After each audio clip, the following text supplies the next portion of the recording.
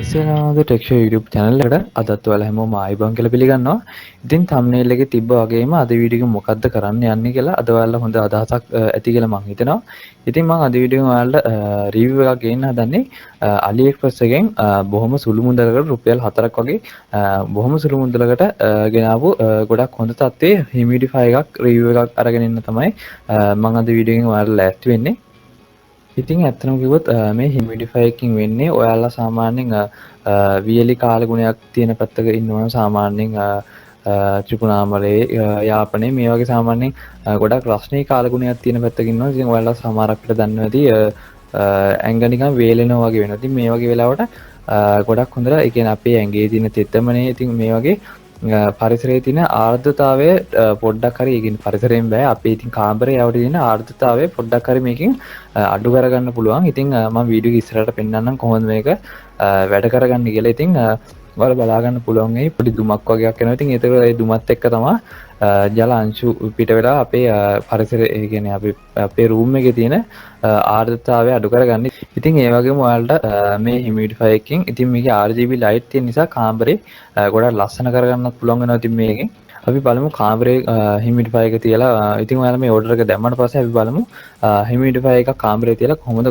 ඔයාලා කාමරේත් මේ විදිහට ලස්සන කරගන්නේ කියලා.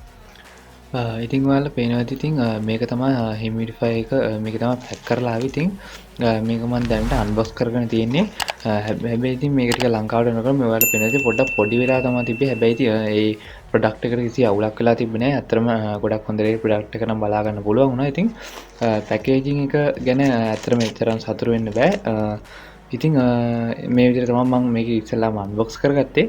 ඉතින් මේක තමයි ඔයාලා පේන හියුමිඩිෆයර් එක. ඉතින් මේකෙන් තමයි අපේ රූම් එකේ ආර්ද්‍රතාවය අඩු කරගන්නවා කියලා මම ඔයාලට ඉස්සෙල්ලා පැහැදිලි කරේ. ඉතින් ඔයාලා මේ පේන මෙතනින් තමයි අපේ වාතය එළියට එන්නේ. එහෙම නැත්නම් ජලාංශු පිටතට එන්නේ මෙතනින් තමයි. ඉතින් ඔයාලට තව මේකේ පේනවා ඇති මෙතන USB කේබල් එකක් ගන්න පොඩි පොට් එකක් තියෙනවා. ඉතින් මෙතනින් තමයි charge වෙන්නේ. charge කියන්නේ මේකට power එක දෙන්නේ මෙතන. ඊට පස්සේ ඔයාලා මෙතන පේනවා ඇති පොඩි බටන් එකක් තියෙනවා. ඉතින් එතනින් තමයි RGB control කරන්නේ වගේම මේකේ power on off කරගන්නෙත්. ඉතින් එතන තියෙන මේ බටන් එකෙන් තමයි. ඉතින් සාමාන්‍යයෙන් අපිට දවසක් විතර මේකේ වතුර ප්‍රමාණයක් දාලා සාමාන්‍යයෙන් දුරට පාවිච්චි කරන්න පුළුවන්. ඒ කියන්නේ දවසම ඔයාලා හියුමිඩිෆයර් එක දාලා තියෙනවා නම් ඉතින් ඊට පස්සේ මේක දැන් අපි සෙටප් කරගන්න විදිය බලමු.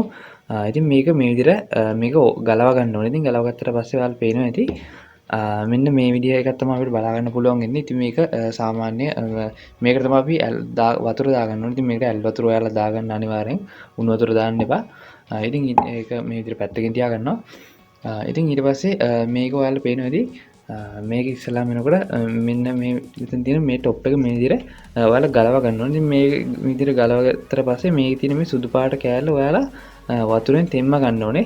ඉතින් වතුරෙන් තෙම්මගෙන ඉවරලා ඊට පස්සේ මේ පේන විදිහටම ඔයාලා මේක මේ විදිහට හයි කරගන්න ඕනේ. ඉතින් සමහරක් වෙලාවට මෙතන මේ උඩ ස්ප්‍රින් එකක් එනවා. සමහරක් වෙලාවට ස්ප්‍රින් එකක් එන්නේ. ඉතින් ස්ප්‍රින් එකක් තියෙනවා නම් ඒ ස්ප්‍රින් එකත් හරි පැත්ත දාලා ඔයාලා මේකට සෙට් කරගන්න. ඉතින් සෙට් කරගෙන ඉවරලා මේ විදිහට ඔයාලා මේ වාදනයේට වතුර දාගෙන ඉවරලා මේ විදිහට මේක වහගන්න තමයි තියෙන්නේ. ඉතින් ඊට පස්සේ සම්පූර්ණ මේකේ සෙටප් එක ඒ විදිහට ඉවර කරගන්න පුළුවන් වෙනවා. ඉතින් ඔයාලගේ හියුමිඩිෆයර් පැකේජ් එකට මෙන්න මේ වගේ සාමාන්‍ය පොඩි normal USB කේබල් එකක් ඔයාලා බලා ගන්න පුළුවන්. ඉතින් අන්නේ USB කේබල් එකෙන් තමයි ඔයාලා මේක කරන්ට් එක ප්ලග් කරගන්න. ඉතින් කරන්ට් එක කියවට සාමාන්‍ය වෝල්ටේජ් එකක් තිබ්බනම් බොහොම ප්‍රමාණවත්. ඒකෙන් ලොකු කරන්ට් එකක් ඕනේ නැහැ. සාමාන්‍යයෙන් USB පොයින්ට් එකකින් එන කරන්ට් එක හොඳටම ඇති. ඉතින් ඔයාලා මේ පේන මෙන්න මෙතන මේක මේ විදිහට ප්ලග් කරගන්න තමයි තියෙන්නේ. ඉතින් මම මේක මේ විදිහට මෙතන ප්ලග් කරගන්නවා.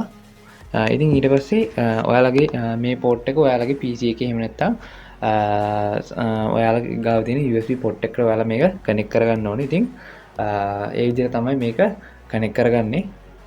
ඉතින් ඇත්තටම මට මේක හරියටම කියන්න බෑ. ඔයාලගේ කම්පියුටර් පාර්ට්ස් වල ඒවා ළඟින් තියන්න හොඳයි කියන නම් මට හරියටම කියන්න බෑ. මොකද කියන්න මේකේ ජල වාෂ්ප වගේ රැඳෙන නිසා සමහරක් විට ඔයාලගේ පරිගණක උපාංග වල හානි සිද්ධ වෙන්න පුළුවන්. මේ වගේ ජල වාෂ්පයෙන් නිසා සාමාන්‍ය මලකට ගන්න වගේ යකඩ ඒවා එක්ක එහෙම පොඩි ප්‍රශ්නකුත් තියෙනවා. කොහොම වුණත් ඒ සම්බන්ධයෙන් මට හරියටම දෙයක් කියන්න බෑ. හැබැයි ඉතින් ඔයාලා කාමරේ ලස්සන කරගන්න පුළුවන්.